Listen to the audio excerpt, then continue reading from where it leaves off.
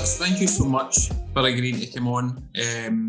I actually had about 8 or 9 people in the last 3 weeks that have sent me your page Oh, really? asking, because I always ask people to, the whole thing with the podcast, I like to get a variety of guests on that do totally different things. And I always get people who'll be like, oh, check this person out, check that person out. And when I watch your videos, I'm like, I'm so bad at DIY. See, when I watch them, so bad to the point I don't even try now, which is terrible. But yeah, I thought I need to get her on and maybe get some pearls of wisdom from you on how to actually do it. But first of all, I wanted to ask you, I know you're obviously an engineer, that's your main job. Why that industry? What made you want to be an engineer? I kind of fell into engineering, to totally be honest. When I was at school, I think it's really hard to know what you want to do Yeah. that young. And I actually thought I wanted to be a dentist Right. first and foremost. And I went on work experience, and 2 days of work experience was enough to put me off wanting to be a dentist. What changed it for you? What put you off doing it?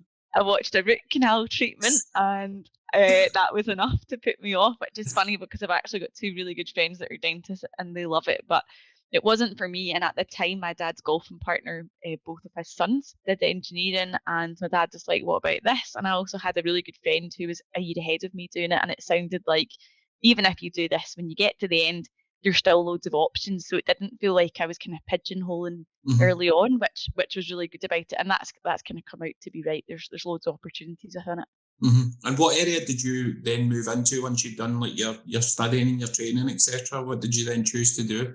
Yeah, so I moved into the energy industry. I very first and foremost worked in oil and gas. Kind of fell into that as well, but really enjoyed it. Did a job in operations, right at the kind of cold front of what we were doing.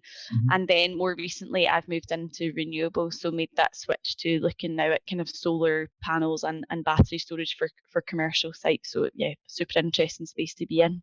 Yeah, I was going to say probably very topical at the moment as Yeah. well. The way the world is. Do you enjoy it? Do you like the job? Yeah. I do, yeah, I really enjoy it, and I think often people say to me that now this whole Instagram thing is taken off. Oh, would you not just pack it all in? But I actually really enjoy my day job, and there's an element of I feel like I worked really hard to get to where I am, and Yeah. there's an element of wanting to keep that going. You know, maybe not always full time, but I definitely want to keep it up. Have you ever had the temptation just to move to the social side of things and kind of go that way? I suppose it's a big gamble for people as well when you look at that side of things. It is, and I think it's trial and error a lot of this, like it's a totally new world to navigate, and it's quite tricky to find out the best way to sustainably make an income from it. Some people are really helpful and really open to tell you their tips and tricks, and other people aren't. And I think the biggest thing for me would be that it can sometimes just be really cyclical. Sometimes you've got really busy months and other times you don't. And I like that because it means when I've got other stuff going on in my life, I can pick and choose. Whereas if it was your sole income, you'd be much more reliant on regular business. So, and I have trialed as well for a while. I did kind of interior design virtually for other people, but then I found myself going to bed at night worrying about their tile selection and their paint colours, and I was like, this was meant to be enjoyable. It wasn't meant to, add stress. So I kind of reverted from doing that. It's just do it for friends and family now.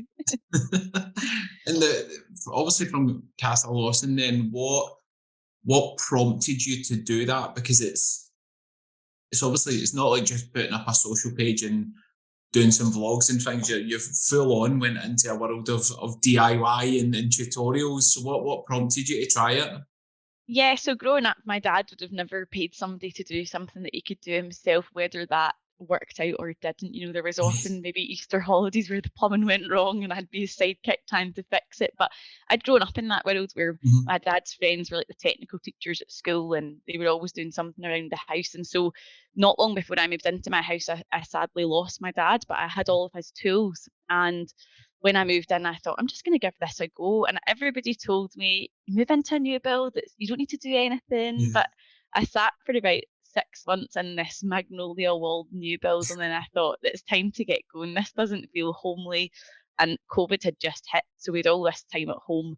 And I started it just more of a diary. It was never, Yeah. I never thought in a million years it would turn into what it's turned into. And I think I got so much from other people's pages of learning how to do things. And it's a bit of a community. And, for inspiration and ideas, how often do we lose hours just like scrolling at Yeah. things that we're interested in? So it was just to kind of inspire and encourage other people.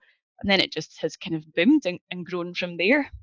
Was there a point for you where you realised it was becoming like a big thing? I think everybody that's got kind of social activity, there's always a kind of moment where you're like, well, this is quite big now. Yeah, so at the time when I started my page, this is so lame, but at the time you had to have 10,000 followers to get swipe up. Right. So I Okay. remember when I started to realize that my account was growing, the goal was always like just to get to 10,000 followers so I Mhm. could get the swipe up action, which actually anybody can put a link on their stories now. But that was always the initial like goal. Yeah. And then I got there in probably about the middle of the year last year. So I got there in about July 2021. And I stayed there around about 11, 12,000 right until the end of the year. And in January, I wrote this list of like things that I wanted to do for the year. And at the time, over the Christmas period, this video of a before and after of my garden is about 6 seconds long. Basically went viral on TikTok initially. And I thought, oh, I'll just post this on Instagram too. And very quickly, that video and another one went got loads and loads of views, went viral, and my account just boomed. And in the space of about 6 weeks, I gained something like 170,000 followers. And at that point, it was like you then can't keep up with the emails, you can't Yeah. keep up with the direct messages. And of course, it isn't like that all of the time. That was like a really big boom at the start of the year.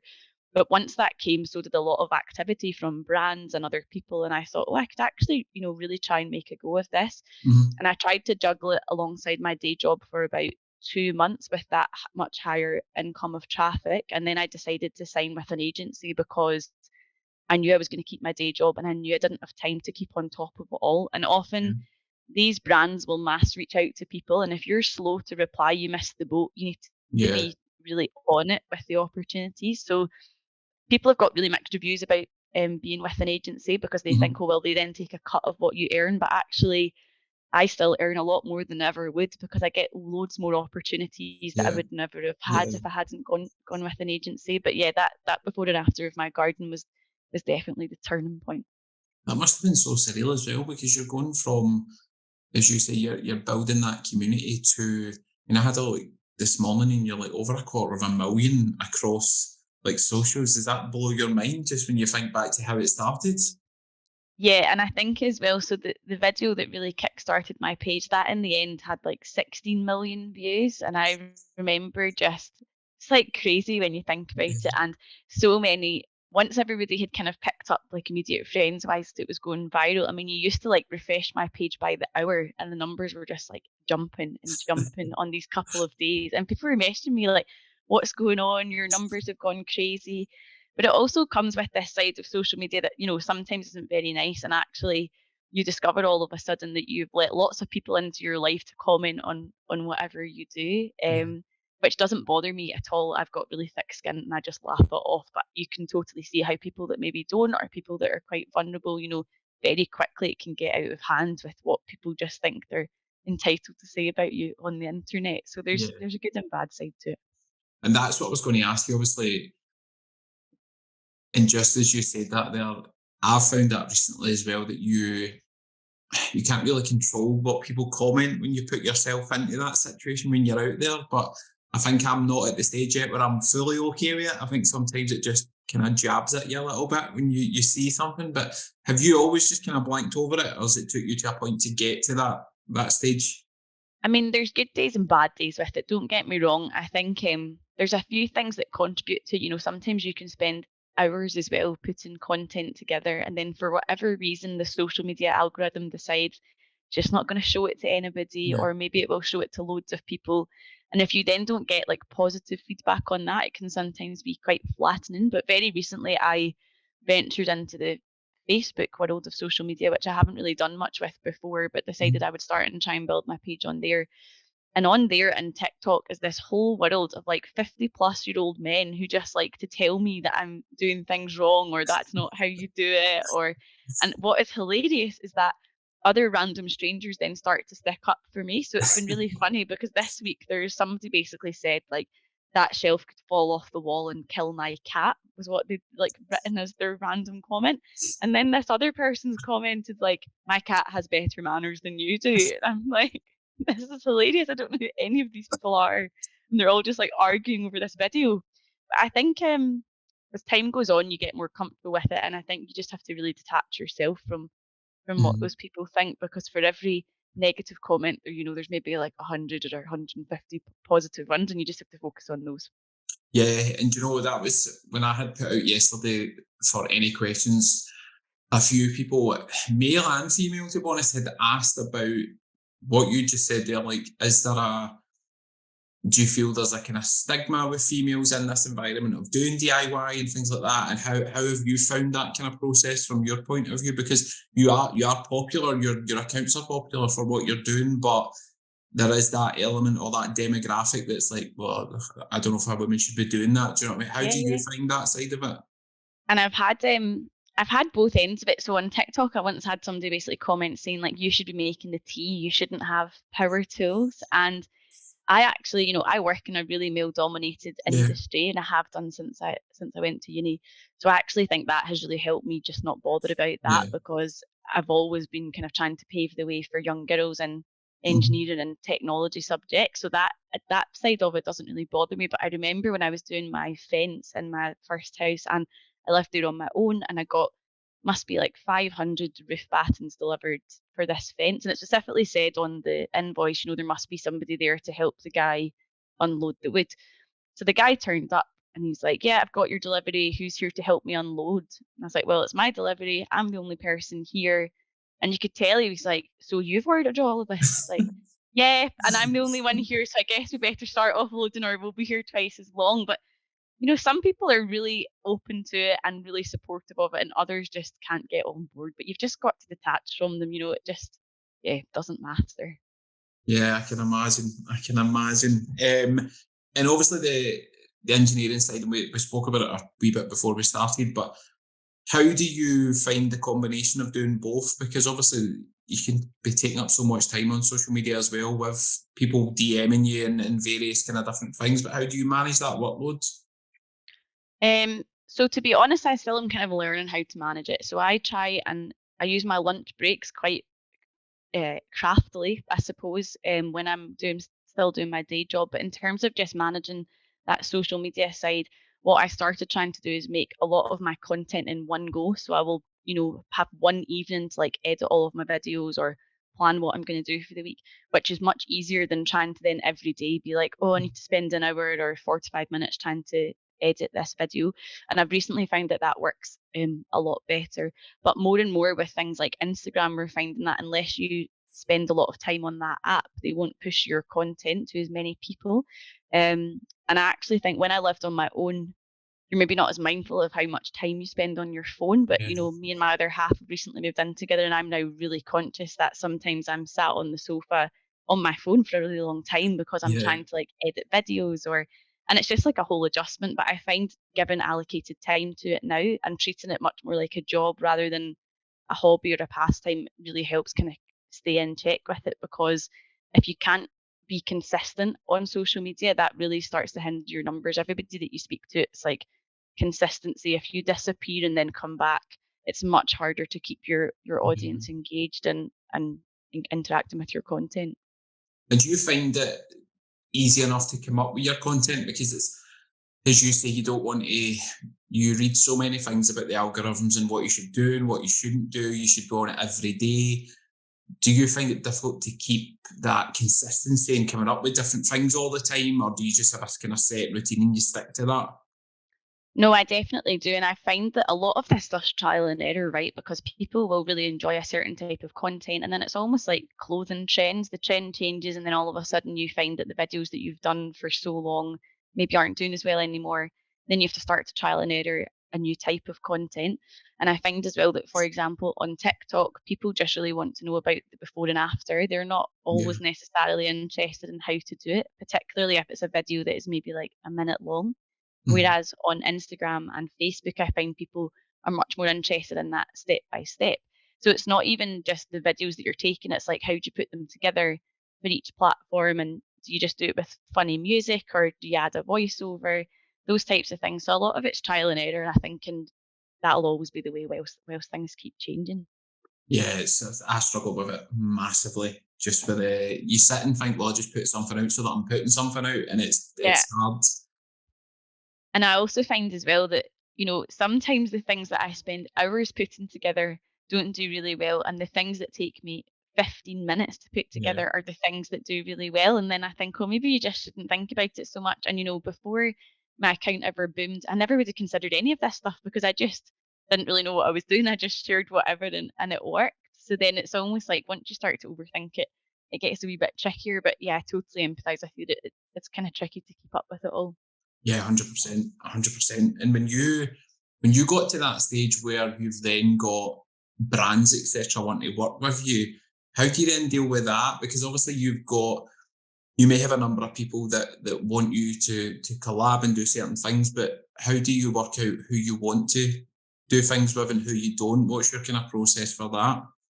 Yeah, so I've always said that I was never just going to do stuff just for the money. It Yeah. had to be something that was either I already used or I really believed in the product, or it was something that I thought my followers and my audience would be interested in. So I do actually, I take pride in saying that I say no to some things if they just aren't aligned with my brand or what's on my page. But sometimes it's tricky as well when you first start, because before I joined an agency, I had no idea what to charge Yeah. either. And you kind of go online and you read about different calculators and is that too much or is that too little? And then you'd reply to the brand and sometimes they'd eat your hand off. And I always think it's like Gumtree. You think, oh, I should have put it on for more, that went too quickly. It's a whole learning curve about how to do it all. But I do think that I've always tried to, as I say, stick with brands that I really believed in. But I mean, there's some real pinch me moments of daft things like being able to work with Pegasi lighting or Mhm. B&Q, which sounds silly, but when it's somewhere that you go all the time and all of a sudden this really big brand value your content and your Yeah. engagement, it's a really rewarding moment. And you got to do grand designs as well, like the roadshow. That must have been so surreal to get a chance like that. It was, yeah, it was really fascinating actually, and I was really nervous about whether anybody would even be like interested in Really? standing to listen to what I've got to say. And I think, once I was up there, it was so easy because I know Mhm. all this stuff inside out. It wasn't like something at work where I need to memorize all of the facts and things, because all of this just comes so naturally because I did the painting and I did the workshops. And to have so many people, commend and comment on the talk and how much they enjoyed it was a real boost me moment of realizing what a difference you're making to people. And I think that's one of my favorite things about having created this community and this platform, because I Mhm. so often get messages from like maybe the struggling single mum who wouldn't be able to pay somebody to come in to do their stuff, and she sends me photos of, I've done this for my little girl's room, and it's just amazing to know that you've helped them in a tiny way in their house do something that's making their home feel that bit more special to them. Definitely. And I had so many messages from people who were saying they maybe are living on their own or they're struggling for money, and they were asking around, obviously, if you're moving into a house or a flat or whatever, what were what do you find are the kind of easy wins for people to try and save a bit of money at the beginning of that journey? Because obviously you've done it yourself, moved into a home, and it can seem so daunting for people, the expenses that are potentially there. And I think as well, right, I mean, let's all be honest, we all like bust ourselves just to buy the house or the Yeah. flat or get the rent deposit together. That once you get in there, it's like, okay, well, I'm going to be on the beanbags or the camping chairs for a while, so we top the fund back up. Yeah. But the biggest one for me would be trying to upcycle and thrift things from places like Facebook Marketplace and Gumtree. I Mhm. also think in a time where we're trying to be more sustainable, that's like another really good added benefit of that. So I would always say if you're looking for, bedside tables or a dining room table, anything like that, have a look on Gumtree and Facebook Marketplace. Sometimes people are just want rid of things and it'll only be Mhm. 10 or 20 pounds for them to drop it off or for you to collect it. And you can often, for not very much money, then sand it down and paint it or wax it, and it'll look like a brand new piece of furniture in your house. You'll be able to give it a second lease of life. Mhm. And the other thing would be things like paneling, just painting a feature wall. Start small. I started with a painted wall that I stenciled. That was the first thing that I did. And with each project that I did, I then got wee bit more confidence. And I tried each time to add, something else to my toolkit that I maybe would have not had or would use for future projects. But I think starting on those smaller projects and trying to buy things secondhand and reuse as much as you can is a really good way to help keep the cost down. Yeah. And when you're trying things, obviously yourself, when you're doing things for the first time, where do you go for that kind of tutorial, or to try and learn how to do something? What's your kind of go-tos for these things? So often I used to always start on YouTube because I find that YouTube's the easiest place to search for exactly what you're looking for. I think recently Instagram's got a lot better at that. So you can put in like wall paneling, or I remember when I was building a pergola in the garden and I went onto YouTube and I just watched a few different videos, read some blogs and tried to kind of piece it all together to figure Hmm. out what to do. But you'll also find that a lot of these accounts and people that share these tutorials, they're more than happy to help you. People are I'll often get messages of what's the right paint to buy for this, or I'm not sure what to ask for it at the timber merchant. And I every day try to respond to all of those kind of messages because it was people like that that helped me when I was Yeah. starting out. So it's nice to give it back to other people. Yeah, definitely. And it is such a tough financial climate for people just now as well. As you say, most people are putting everything into getting the actual property or rental, and then there's no backup plan for what do we do when we get in there? You've got 4 rooms to Yeah. fill or decorate. It's such a difficult time. And I think to try and do it in stages as well is really good. I remember when I moved into my first house and the garden, it was fine. It was just plain slabs and some grass. And I knew over time I wanted to do some different things to it, but I split it into like 3 different phases so that I Mhm. got somebody to build my decking because I wasn't confident enough at the time to do it myself. So that was like phase one, get the decking done. And then the next summer I was able to, add in a planter and do another section of it. So Mhm. splitting it out into phases and realizing that you don't need to do it all in one go as well because it's hard as well. I think we're really bad in society for comparing to each other, and it's like everybody's on their own little journey when you get a house to just get it all together. Yeah, Um, and I think when I was having a look through your accounts, and I think that's what people really buy into, because when you put something up, and I've seen it on other pages, and they'll maybe put something up and they won't say anything about the price, so people will think it's out of reach or it's really expensive and it's inaccessible. But I think the fact when you do things and you put on, well, it's not going to cost you the earth to do yeah. this, I think people then relate to that because it becomes an achievable goal rather than looking at something and thinking, "Nah, I'm never going to be able to afford that." Absolutely, and I think a really good example of that's like recently I've started to put up kind of Christmas inspiration for people, and last year my Christmas door was like the thing that everybody wanted to know how to do. And I know from my own experience that if you ask one of these professional companies to do it, it can be like thousands of pounds, Yeah. which just is not doable. And when I did my Christmas arch, it was around about the time that we'd had all those really bad storms in Scotland last Mhm. year. So actually I was able to just like forage for all of the foliage because Yeah. there's all these trees that had been like blown over it and all the rest of it.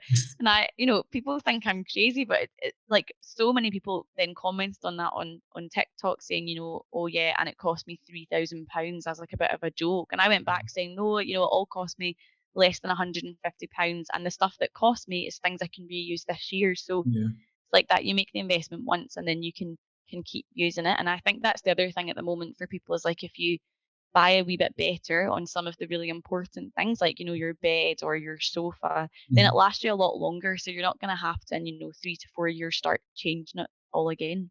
Yeah. Yeah, I totally agree. Um, Obviously, we spoke about some high points when you obviously get to work with brands, and you were doing grand designs. I know you were on Scotland's Home of the Year as well. I always ask people if there's been any kind of points that, not maybe not low or bad as such, but any points that have kind of made you doubt what you were doing and how you kind of got over that. Yeah, so I would say actually like maybe I wouldn't say I'm in the middle of a low point, but like at the moment we are trying to get our mortgage approved and buy a new house, and I've also moved down south, so it's like we are in this whole new process and new housing world down south, which is a completely different system to Scotland. Mhm. And whilst we've been in that middle of that process, we've been living in a rental, which we're not really able to do very much to. Yeah. And I would say that DIY for me is the thing that when I've had like a bad day or, I can do that project and I know I'm good at it and it kind of perks me up. And I've not been Mhm. able to do that as much since I've lived here. And as a result, I also don't have that much to share on Instagram. Yeah. And in the meantime, all of these other people who I follow and really admire are, growing and doing really great things on their account. And it's that comparison thing again. They often say comparison is the thief of joy. And it really is. It's about trying to remember that you don't need to compare. We're all different. And very soon we will be in that house and we will have whole loads of projects to Yeah. get after. But it's just remembering that, everybody kind of goes through these phases. And I think, as I mentioned earlier, with, social media algorithm is a terrible one for getting you down because you can spend hours on something that you think looks great and then it just flops and nobody Yeah. sees it. And it's really frustrating, but I think being able to speak to other people who are on a similar boat and find out Mhm. that you're not the only one who feels like that really helps. So I think if anybody is feeling like that, realize that you're not alone and we all kind of go through these waves. It's really cyclical, this kind of Instagram social media world. And I think speaking to other people who understand really helps that. Yeah, I think the comparison thing you just said there is so true. Like it's such a I think when you're in those moments you can fall into that cycle of going on and looking at other accounts and be like, I don't know if I should still be doing this or they're doing that Yeah. better than me. When you rationalize it, it's crazy because you can't base it on what one person is doing in the whole world, but you No, do. and yeah, you do. And I think, there's also like you lose, I lose a lot of followers every week. Also, I gain new followers, but I do also lose followers because they're Mhm. either like random bot accounts that Yeah. Instagram gets rid of, or, maybe they're not looking for a house anymore and they're not interested in following DIY and stuff anymore. So you also Mhm. do lose a lot of followers and I get inside my own head of like, well, why have they unfollowed me? Yeah. What have I posted that they don't like? What have I done to annoy them kind of thing? It's just so stupid. It's like, it just doesn't matter. And like you say, when you rationalize it, it's like you just think you've lost it a little bit. But I think it's just everybody's got their own style. And like you say, everybody buys into you for a different reason. And so I think really celebrating the highs helps you remember that, in those kind of tougher days, it's like, well, it'll pick back up again. Yeah. People are still here to listen to what you're saying and listen to what you're doing. So Totally agree. Totally agree. I'm assuming that there may have been some DIY disasters along the way, because I think everybody who does things in their house, there's always something that doesn't really go to plan. What are the kind of ones for you that are rent free in your head, shall we say? yeah. So the biggest DIY disaster I would say was definitely when I decided to try and take on some plumbing. And that Right. has taught me basically just pay the plumber. That was not worth the stress. There's a good sense of satisfaction at the end of those things, but water is one thing that if it goes wrong in your house, it's like water and electrics, it goes wrong really quickly. Yeah. So that's definitely one for the books. And I think there's loads along the way of like daft things that you do that you think, oh, why didn't I think about that before I did this? Or I remember I built a coffee table and I'd built the whole coffee table in the garage and then didn't really think about the fact of how was I going to get it in the house because it was so big to go through the door. Right. And then my friend came over to help me lift up the stairs. And as we started lifting it, the whole leg started twisting. And I was like, oh my gosh, I've just spent like a week building this coffee table. And now it's like disintegrating before our eyes before we even get it into the living room. But they're all a learning curve. And it's funny, just this morning I was speaking about the bloopers that you have when you're filming stuff for brands as well. And there was one particular campaign I did that I had this whole idea that I was gonna like arrive out of the box once the box landed on the bed. Mhm. And my other half was helping me film this, and all you can hear in the video is me like banging on the top of the box, stuck inside this box in this video. And it's like that sometimes is what I wish you just were able to share as the advert because it would be, it's so funny sometimes what goes on behind the scenes. But yeah, there's definitely been some learning curves along the way. It's funny you say that about the plumbing because someone had asked if you are trying to not cut costs but try and save a bit of money. Is there things that you would recommend trying yourself, and is there things you would recommend leaving to a professional to do? Yeah, so I always say always do the rip out yourself within reason. Obviously, be sensible about doing the rip out, like checking if there's wires or pipes behind the wall before you Mhm. start going at it with a hammer or anything. But often you find that if you do the rip out yourself, you maybe save on a day's labor or 2 days labor. Mhm. So I would definitely always recommend doing the rip out yourself, particularly in the garden. I mean, it's a gruesome job, but if you're like Mhm. loads of bushes and all that that need taken out before you're going to put in maybe slabs or planters or something like that, if you can do a lot of that groundwork, you would save on the initial labour, and Mhm. then you can maybe put the money towards making sure the very end result is done by a professional. That was what I did with my garden. Did as much of the groundwork and rip out myself as I could, and then I paid somebody to do a bit more of the kind of drainage and all that sort of stuff Yeah. that I knew needed to be right, but I didn't know how to do it. So it's definitely in the rip out, I would say. Mhm. And then I take it plumbing, then leave to a plumber. Yes. I would say I think if I did that project again, I would still do the rip out because the rip out wasn't too bad. It was like putting it all back together that just got difficult. And I basically was living on my own and the stopcock was in the kitchen and I was on Right. the top floor of the house and it just was, yeah, not ideal. But yeah.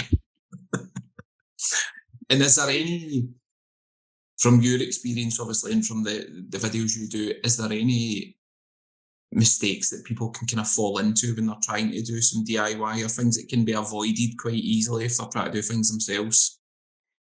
Yeah, and I think I actually also am really guilty of this and I'm trying to get better, but I'm terrible for like just after work I'll be in my slippers and I think, oh, I'll just do this quickly and then I put it up and film it and then I think, gosh, that was really unsafe. I actually like should have had glasses on or I should have had like a mask on. And I find that when I share it on the internet, people quite rightly tell me like you should have glasses on, you should have safety wear on, and I know that they're right, but sometimes in like the heat of the moment, I'm like, oh, it'll only take me 10 minutes to do this, Yeah. an hour later, I'm still there. So definitely. And I think the other thing is, like I said, making sure the simple things like check for pipes, check for electrical cables before you start going into the wall. When I was saying about, when I was younger and there would be Easter holidays, maybe where plumbing would go wrong, but I always remember my dad went away for the first time, having like left me in the house. I must have been like 16 or something, and Right. over the period of few days after he'd gone, this like pocket of water appeared in the kitchen ceiling, Right. and then I like poked at it, and the whole thing came. So I phoned my uncle and was like, "You need to come around. Like whatever Dad's been doing in the bathrooms caused some sort of issue." And basically, what had happened was my dad had gone straight through a water pipe with a screw, and he was like screwing in the pedestal because the pipes weren't the correct distance from the floor from the previous people who'd put it in. Right. That's very easily done if you don't check properly where the pipes and things are. So that's the biggest thing I would say. Don't cut the corners on the prep work because if you can do the prep work, it makes the actual project a lot easier.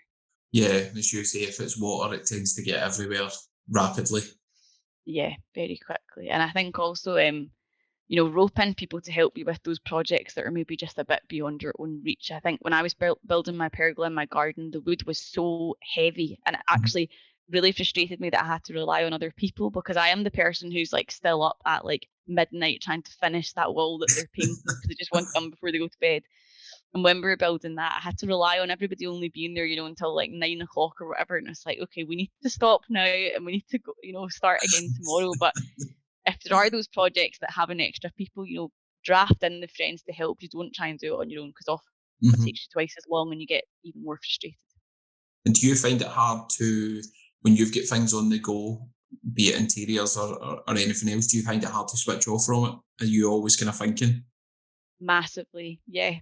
And I'm terrible for like waking up first thing in the morning and being like, oh, what about this? Or, worrying about it when I go to bed at night. And when you put it in the grand scheme of things, it's really not important. But it is really hard to switch off sometimes. And I think when you've got loads on, it's quite hard to concentrate on one thing. Mhm. So I'm quite bad at like jumping from one project to another. But my biggest piece of advice is like finish one project and then move on, especially when it's in a house, because otherwise you end up with loads of half finished rooms and you don't have that like one place that you can go to Yeah. that you can just shut the door on everything else and feel, at home there and Mhm. comfortable in there.